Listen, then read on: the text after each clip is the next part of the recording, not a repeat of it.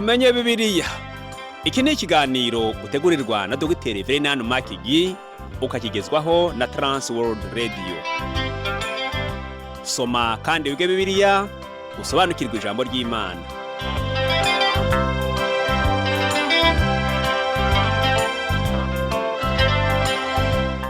Uraho neza nshuti muvandimwe uteze amatwi ikiganiro tumenye Bibiliya. Amahoro y'Imana nabane nawe. Kaze muri iki kiganiro ugezwaho nanjye Parfait Ntamvutsa. Ubushize nakubwiye uburyo Kristo yahawe ubwiza busumba abandi, akaba ariwe mfura mu kuzuka ndetse niwe Alpha na Omega, itangiriro n'iherezo. Mu kiganiro cy'uyu munsi ndakubwira uko Kristo yahawe ububasha kuzimu kuko yanesheje urupfu abiheshejwe n'intsinzi yakuye ku musaraba. Nyemerera ariko mbere yuko twinjira mu nyigisho y'uyu munsi tubanze dufata akaruko gato cyane maze ngaruke mu kanya dukomeze kwiganirira. Imana iguhe umugisha kugera aho utangara.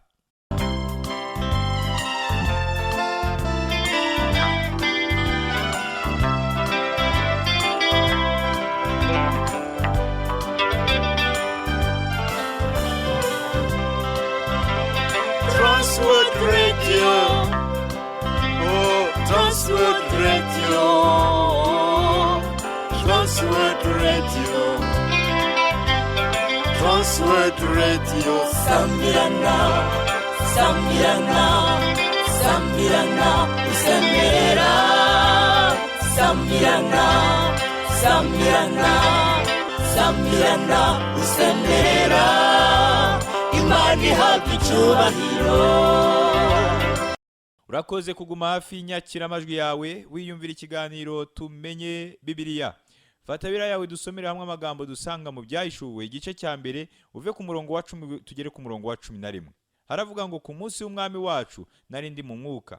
Inyuma yanjye numva ijwi rirenga nk'iry'imanda rivuga riti, ikibono ucyandike mu gitabo ucyoherereza amatorero 7 ari muri Efeso, ni Simuruna, ni Perugamo, ni Tuatira, ni Sarudi, ni Filadelfiya, ni Laodikiya. Ndasenga cyane ngo umwuka wera afate ku bya Kristo abiduhishurire, kandi ndizera ko abikora kuko ari muri twe kugira ngo akore uwo murimo, ahindura ibya Kristo kuba bizima muri twebwe. Kuko uko ni nako umwami Yesu Kristo yasize avuze, atumenyesha ko umwuka wera naza azafata ku bya Kristo akabiduhishurira bikaba bizima muri twebwe. Amagambo ya Kristo aravuga ngo uwo mwuka w'ukuri naza azabayobora mu kuri kose, kuko atazavuga kubwe ahubwo ibyo azumva n'ibyo azavuga, kandi azababwira ibyenda kubaho. Uwo azabanyubahiriza kuko azenda ku byanjye akabibabwira. Aya magambo Yesu yavuze aboneka mu butumwa bwiza bwa Yohana igice cya 16 umurongo wa 13 n'uwa 14. Dutangiye kubona iyerekwa rya Kristo wahawe icyubahiro, kandi tumubona mu murimo we nk'umutambyi mukuru dufite uyu munsi. Inshuti yanjye, ndakubwiza ukuri ko ntabasha kugusobanurira uyu murongo turiho nk'uko bikwiriye, ahubwo umwuka wera wenyine niwe ushobora kuduhishurira uko kuri muri twebwe. Nyamara mu Baheburayo ibice 3 ku murongo wa mbere haratubwira ngo nicyo gituma bene data bera, mwebwe abafatanije guhamagarwa kuva mu ijuru, mukwiriye gutekereza Yesu ari we ntumwa n'umutambyi mukuru w'ibyo twizera tukabyatura. Nuko rero uyu munsi Yesu tumubona nk'umutambyi wacu mukuru. Twasomye ngo ku munsi w'umwami wacu. Abasesengura ibyanditswe bagarutse kuri uyu munsi w'umwami, bavuga ko uyu munsi w'umwami ngusobanura igihe Kristo azaba agarutse. Nukuri rwose nubaha aba basesengura ibyanditswe, ariko ntabwo nemeranya n'ubusobanuro batanze hano. Kabone n'ubwisanganyamatsiko nkuru y'ibyahishuwe ivuga ku munsi wo kugaruka k'umwami uzagendana n'amakuba akomeye azabaho ndetse n'ingoma y'imyaka 1000. Ariko Yohana yavuze ko ku munsi w'umwami yari mu mwuka.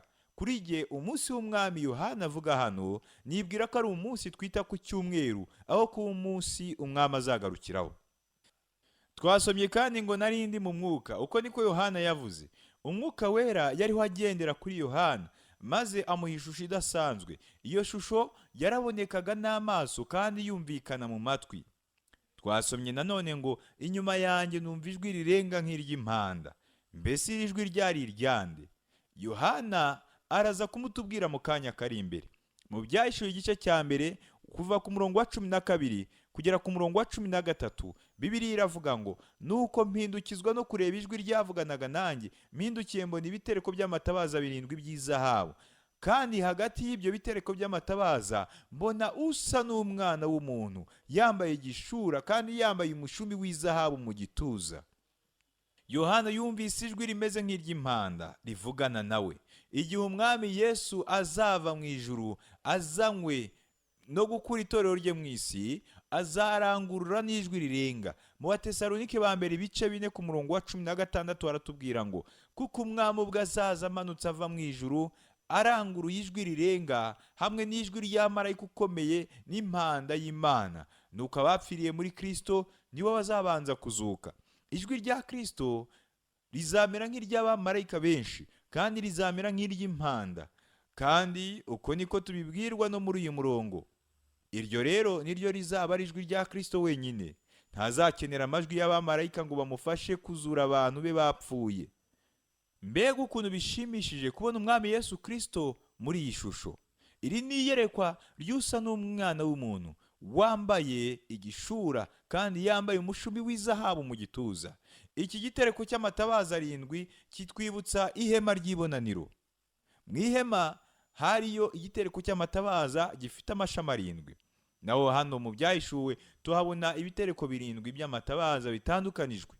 Kandi ibitereko 7 by'amatabaza bihagarariye amatorero 7 nk'uko biboneka mu byahishuwe gice cya mbere ku murongo wa 20. Umwami Yesu yaravuze ngo, nige mucyo w'isi, unkurikira ntazagenda mu mwijima na hato, ahubwo azaba afite umucyo w'ubugingo. Aya magambo tuyasoma muri Yohana 8 ku murongo wa 12. Hano rero tubona umwami Yesu Kristo ashushanywa nk'umutambyi wacu mukuru. Ibishura bye ni nk'iby'umutambyi mukuru. Ibyo wabibona mu Kuva igice cya 28 kuva ku murongo wa 2 kugeza ku murongo wa 4. Ibishura batubwira hano bishushanya gukiranuka kwa Kristo. Muri we nta cyaha kibamo kandi ntiyigeze amenya icyaha. Naho umushumi batubwira hano usobanura imbaraga, usobanura ko urubanza rwa Kristo ari ukuri. Tugomba kwemera umutambyi wacu mukuru uhagaze hagati y'amatorero 7. Ariho acira amatorero urubanza, ariho acira urubanza bizera, abamenyesha ko umucyo uzakomeza kurasa. Nshuti yanyu, ni ingenzi cyane kumenya uko umurimo wa Kristo umeze uyu munsi. Iyi ni ingingo nifuje kwandikaho kuva kera. Numva nifuza cyane kuzandika ku birebana n'umurimo wa Kristo muri iki gihe, bitewe n'uko nkomeza kumva ibinyoma bivugwa ku murimo Kristo yaba ari gukora muri iki gihe. Nshuti yanjye, ndagira nkubwire ko ibyanditswe bitigeze biduhisha ku murimo Kristo yaba ari gukora uyu munsi, kuko bitubwira neza imirimo 3 Kristo ari gukora uyu munsi. Umurimo wa mbere Kristo ari gukora uyu munsi ni ukudusabira. Kristo niwe mutambyi wacu mukuru, ahagaze ku gicaniro cy'izahabu cyo mu ijuru, aho niho ari ngo adusabire. Ibyo wabisoma mu Baheburayo ibice 7 ku murongo wa 25. Uyu murimo ari kudukorera kandi ni umurimo w'igiciro, ni umurimo mwiza cyane. Umurimo wa kabiri Kristo ari gukora uyu munsi ni ukudukiranura imbere y'Imana. Ava hera cyane agahagarara ku gikarabiro, aho niho yogereza ibirenge by'abantu be, akoze ibyaha by'abantu bihannye. Abakristo nabo burya baracumura, kandi ibyo byaha byabo bigomba gukurwaho kugira ngo bakomeze kugirana ubusabane na Yesu. Mu rwandiko rwa mbere rwa Yohana igice cya mbere ku murongo wa 9 niho havuga ngo, ariko nitwatura ibyaha byacu niyo yo kwizerwa kandi kiranukira kutubabarira ibyaha byacu no kutwezaho gukiranirwa kose. Uyu munsi Kristo yambaye umushumi hamwe n'umwitero, ndetse afashe n'ibase. Ari harakora umurimo wo kudukiranura cyangwa kudutunganya. Mu rwandiko rwe rwa mbere Yohana yaravuze nanone ngo, bana banjye bato, mbandikiriye ibyo kugira ngo mudakora icyaha. Kristo yifuza ko tutacumura. Sinzi nkawe, ariko njyewe byarananiye, kandi mu by'ukuri ntabwo ndabona umuntu udacumura. Ariko Yohana yaravuze ngo, icyakora nihagira umuntu ukora icyaha, dufite umurengezi kuri Data wa twese. Aya magambo yanditse muri Yohana wa mbere gice cya 2 ku murongo wa 1.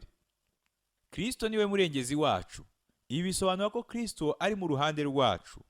Aratuvuganira igihe cyose Satani atureze, kuko Satani ari we murezi w'abizera. Hari undi murimo nanone Kristo ari gukora nubwo utazwi cyane.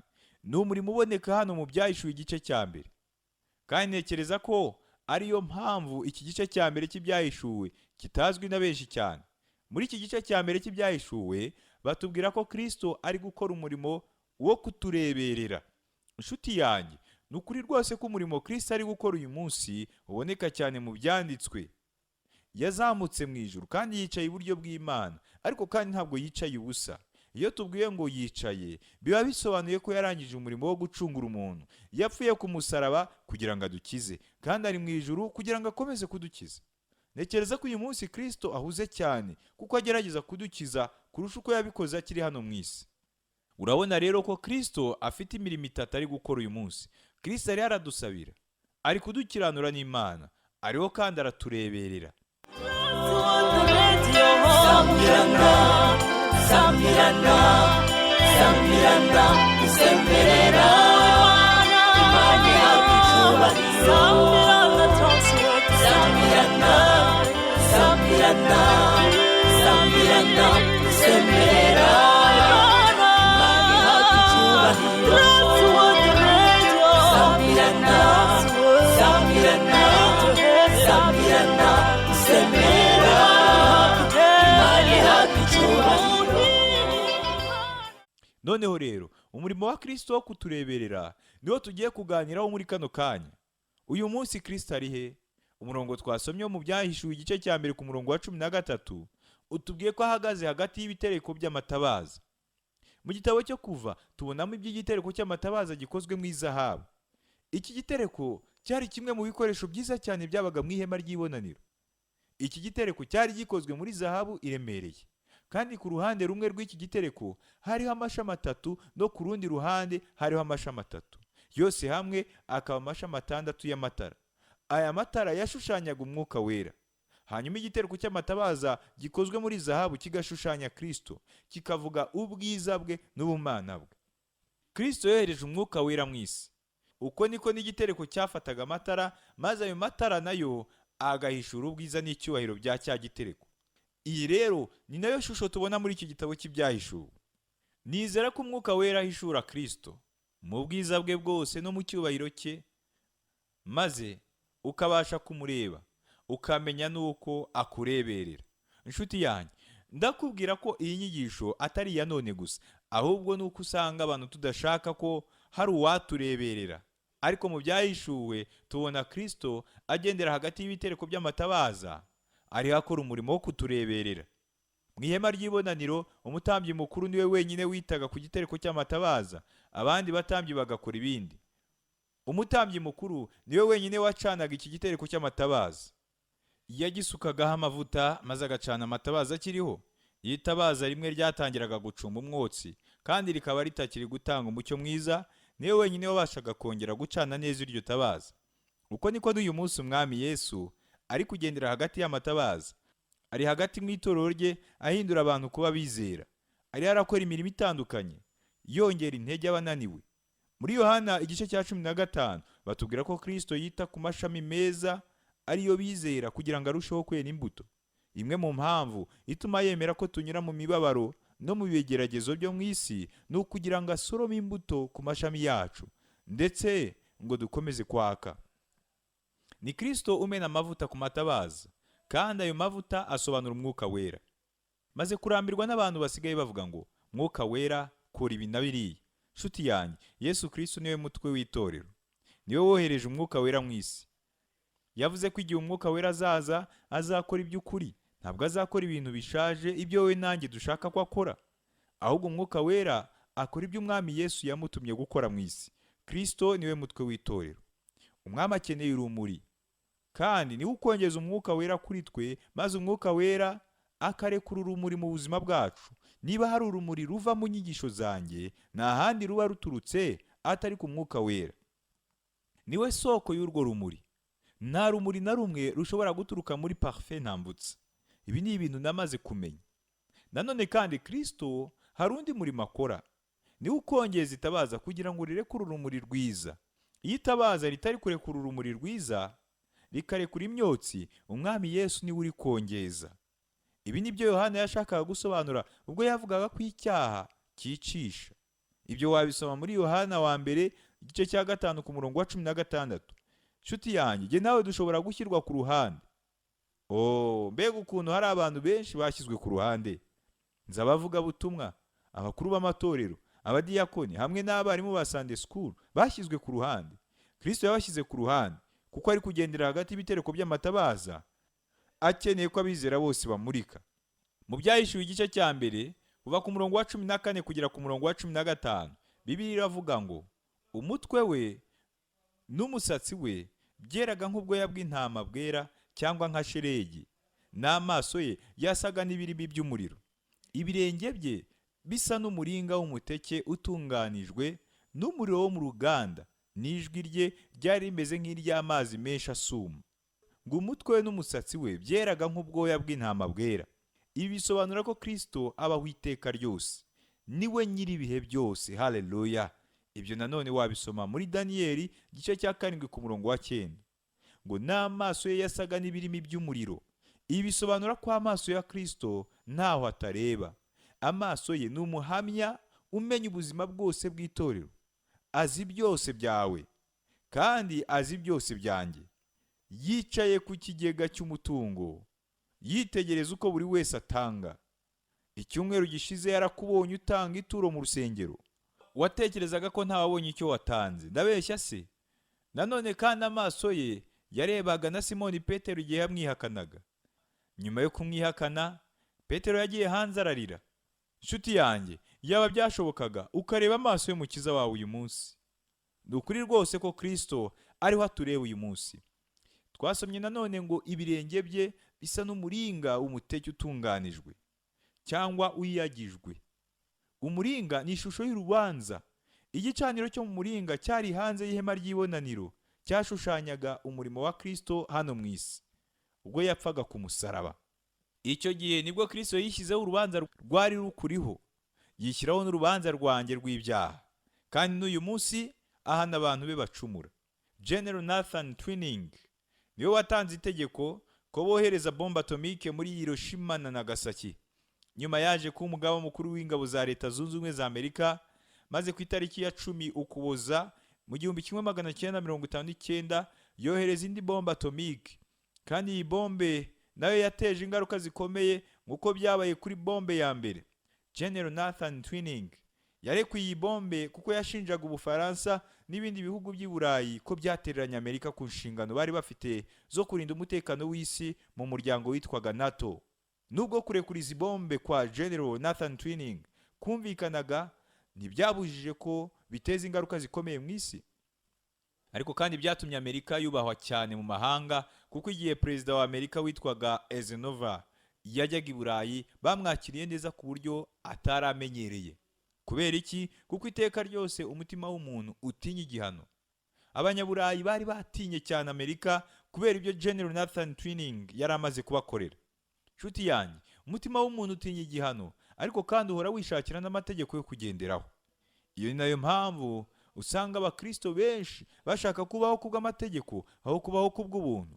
Niba ubihakana, uzaye nk'umukristo amategeko make ashobora kugenderaho, uzabona uburyo bizamushimisha. Nyamara ingaruka ni uko bene ayo mategeko aba ari nk'ubufasha bw'igihe gito kuri uwo mukristo. Uwo mukristo aba yibwira ko aya mategeko yamukiza. Iyi ni nayo mpamvu umurimo wa Kristo wo kutureberera utazwi na benshi mu itorero rya none, kuko abakristo benshi bitwaza amategeko ariko bakibagirwa ko bariho kubw'ubuntu bwa Kristo. Nshuti yanjye, Kristo afite umwanya w'umucamanza mu itorero, kandi ntacu rwa kibera, ntabwo yirengagiza ibyo abona, nta nubwo ashobora guhuma amaso ku cyaha cyangwa ikindi kibi cyose. Icyo asaba abantu be nta kindi ni ukwihana. Ibi tuzabibona neza ubwo tuzakomeza kwiga iki gitabo cy'Ibyahishuwe. Kristo ari kubwira itorero rye ngo nzaza aho uri, nkuri igitereko cy'itabaza cyawe ahacyo nutihana.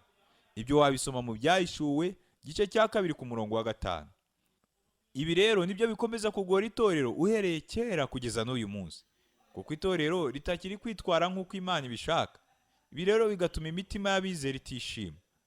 Uko niko n'itorero ryo muri Laodikiya ritigeze ryita kuri Kristo. Nk'uko umuntu umwe yigeze kuvuga ngo hariho umuntu uhagaze mu bwiza, ariko itorero ryamukuyeho amaso. Twasomye nanone ngo n'ijwi rye ryari rimeze nk'iry'amazi menshi asuma. Iri ni ijwi ry'ubutware, iri ni ijwi ryaremye isi, ni ijwi rizazura abapfuye bizeye, ni ijwi rizakura bizera mu isi bakajya kubana na Kristo. Aya mashusho yose tubona muri iki gitabo cy'Ibyahishuwe avuga Kristo nk'umutambyi wacu mukuru utureberera kandi akaba n'umucamanza w'itorero rye. Inshuti yanjye, ndagusaba kwita ku mutambyi wawe mukuru. Mwuka w'Imana azagufasha kumubona mu bwiza bwe n'icyubahiro cye. Mbega ukuntu ari byiza kwita kuri uwo mutambyi.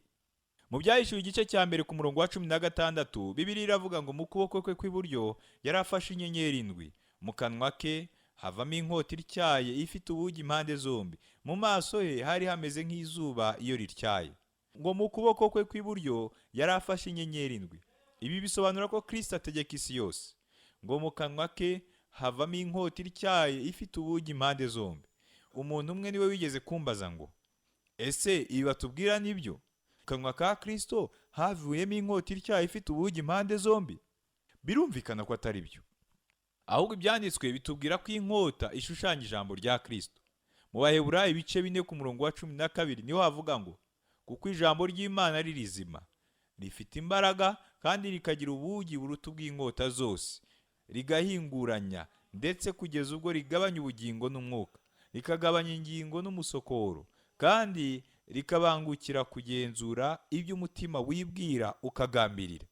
Imana ihana ikoresheje ijambo ryayo, kandi ica urubanza ikoresheje ijambo.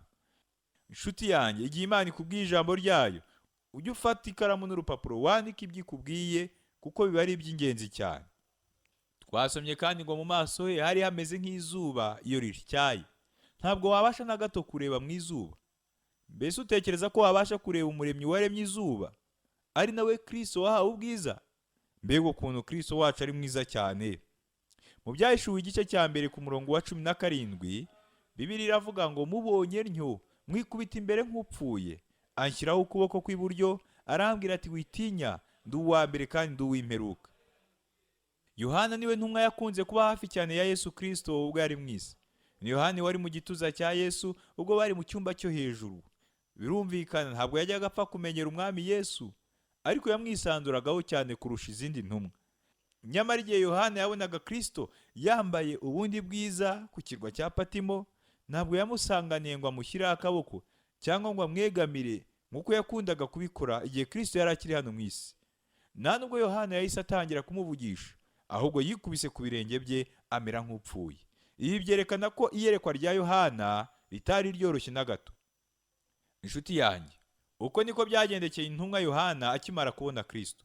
Natwe mu gihe twabona Yesu mu bwiza bwe, sintekereza ko twamwegera bisanzwe nk'umuntu tumenyereye cyane, ahubwo twakwikubita hasi ku birenge bye tukamera nk'abapfuye. Uyu munsi ni Kristo wambaye ubundi bwiza. Kandi inshuti yanjye, ndashaka kukubwira ko nakunda imvuga abantu b'iki gihe basigaye bafite, aho usanga bavuga Yesu nk'umuntu usanzwe bakamumenyera cyane. Nta nubwo nkunda indirimbo z'abantu bavuga ngo Yesu ni inshuti yabo. Ushobora gutekereza ko narengereye ku byo ndiho mvuga, kandi ntiwaba ubeshye. Ariko Yesu yaravuze ngo muri inshuti zanjye nimukora ibyo mbategeka. Aya magambo yanditse mu butumwa bwiza bwa Yohana bice 15 ku murongo wa 14. Niba uvuga rero ko Yesu ari inshuti yawe, ugomba kumwumvira.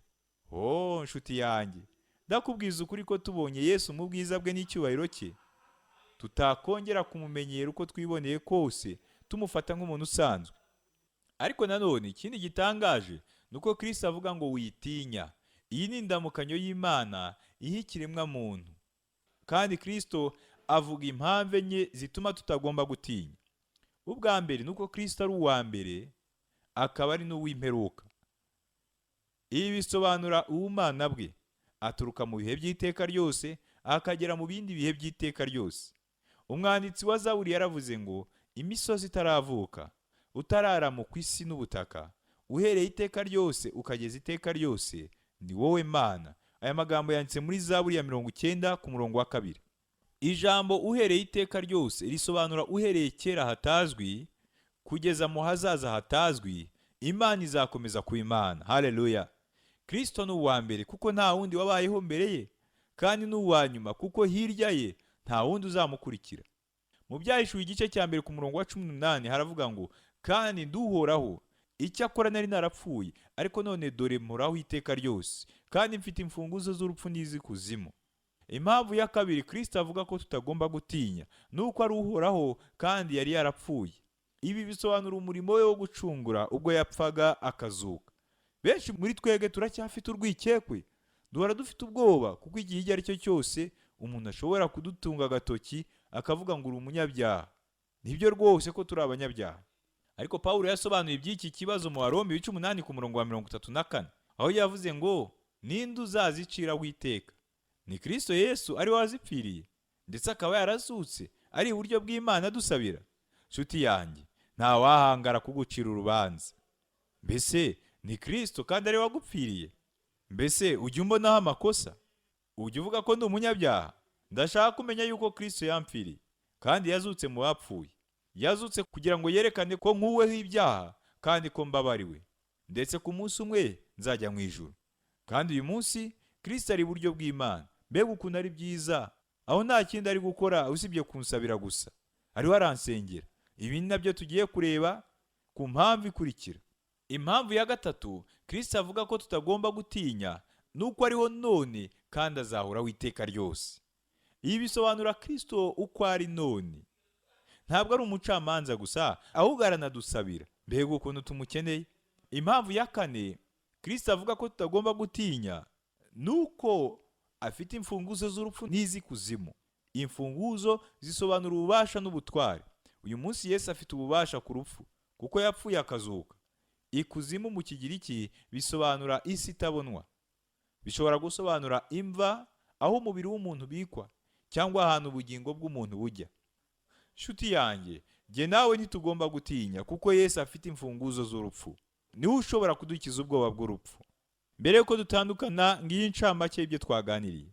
Twabonye ko Yohana yabonye Yesu mu bwiza bwe no mu cyubahiro, abona afite imbaraga, ndetse Kristo yerekanwa nk'uwahawe ububasha ikuzimu kuko yanesheje urupfu abiheshejwe n'intsinzi yakuye ku musaraba. Uyu munsi akaba ari muzima. Reka dusenge. Ndagushimiye Mwami Yesu kuko wanesheje urupfu. Uyu munsi ukaba uri muzima. Ibyo biduha ibyiringiro ko naho twapfa muri uyu mubiri tuzongera tukabaho mu mbaraga zawe, kuko ari wowe ufite urufunguzo rw'ubuzima. Ugire neza uwizeye iri jambo, maze akwemere nk'umwami n'umukiza mu bugingo bwe. Ku bwa Yesu Kristo umwami wacu. Amen. Urakoze gutega amatwi ikiganiro cy'uyu munsi. Ubutaha ningaruka nzogera nkubwire uko Yohana mu kwandika ibyahishwe na Yesu Kristo yabwiye abari mu matorero 7 yo muri Aziya. Aya matorero 7 rero akaba ahagarariye itorero rya Kristo rigomba kumenya ibyo mu gihe kizaza. Mu gusoza, umwami arakubwira ngo dore ndaza vuba, hahirwa uwitondera amagambo y'ubuhanuzi bw'iki gitabo.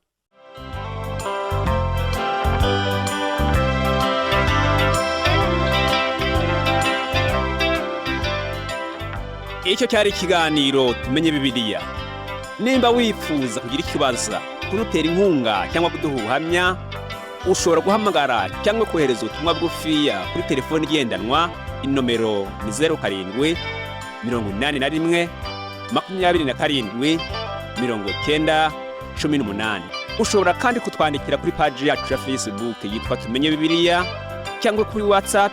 Inomero ni 07 81 27 90 18, cyangwa kuri email yitwa umucyofm@yahoo.fr.